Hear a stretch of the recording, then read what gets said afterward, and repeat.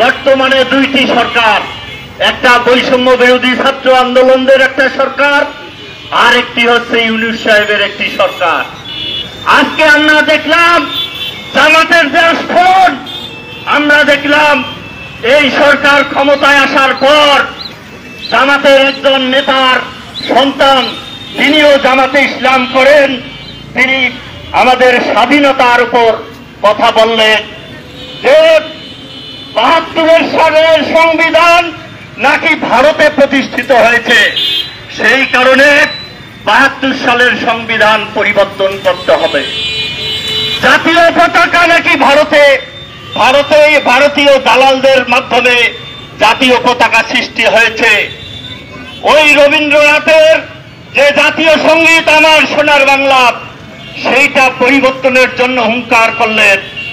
আমরা সেদিন বাংলাদেশের ক্রিয়াশীল কোন রাজনৈতিক দলকে প্রতিবাদ করতে দেখি নাই। আমরা ওই আওয়ামী লীগের নেতৃত্বে যে সাংস্কৃতিক জোট, যিনি সেদিন আমাকে ৭টা রায় প্রশ্ন করেছিলেন, তাকেও আমি রাস্তায় নামতে দেখি নাই। রাস্তায় নেমেছে ওই কমিউনিস্টদের নেতৃত্বে ওডিসি শিল্পী গোষ্ঠী।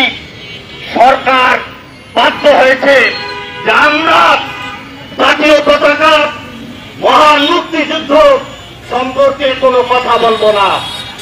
আমরা আজকে এই সমাবেশের মধ্য দিয়ে দাবি জানাতে চাই, অবশ্যই জাতীয় পতাকা, বাংলাদেশের স্বাধীনতা, ৭২ সংবিধানের প্রশ্নে যদি আপনারা কোন বিরূপ প্রতিক্রিয়া সৃষ্টি করতে চান, এটি যদি পরিবর্তন করতে চান, তাহলে কমিউনিস্ট পার্টির একটি সদস্য জীবিত থাকলেও সে খুশি উঠবে।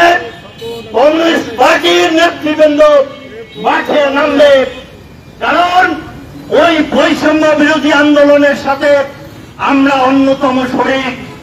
আমাদের শ্রমিক মারা গিয়েছে, আমাদের ছাত্র ইউনিয়নের কর্মী জীবন দিয়েছে সেই আন্দোলনে।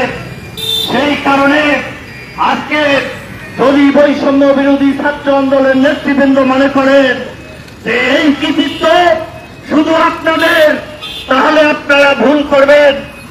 আমরা এই সমাবেশের মধ্য দিয়ে এই সরকারকে ঘোষণা দিতে চাই, আর কালক্ষেপণ নয়, ওই মুক্তিযুদ্ধের চেতনার বিরুদ্ধে কোনো আঘাত নয়। আপনি অতি সত্বর নির্বাচন কমিশনের সংস্কার করে এই দেশে আগামী ২-৩ মাসের মধ্যে একটি নির্বাচিত সরকারের কাছে নির্বাচন দিয়ে একটি নির্বাচিত সরকারের কাছে ক্ষমতা হস্তান্তর করবেন।